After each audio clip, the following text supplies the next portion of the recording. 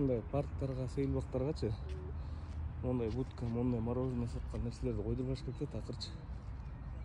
Ар кандай учурлар бар да, жөнүндө алып бере алат, бирөө алып бере албайт. Балдарды ыйлатып психикасын бузбайчы. Жаш балдар түшүнбөйт да муну.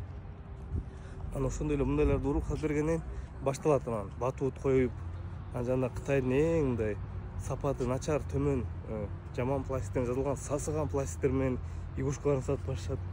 Аны көргөн балдар, жаш балдар 20 сом, 30 сомго жантылаш алып бер дешет. Ошол себептен вообще эле негизи любой сейил парктарга, сейил бактарга койдурбаш керек ушундай нерселердичи. Кереги жок да мындайчы, кимге керек бар болсо барып магазинден, дүкөндөн же тактан сакта сатса ошолордон алат.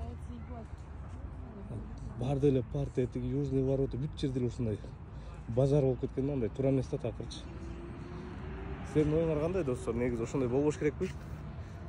Ар кандай балдар да, ар кандай үй бүлө, шарты бар, шарты жок. Бала түшүнбөйт аны кичке бала.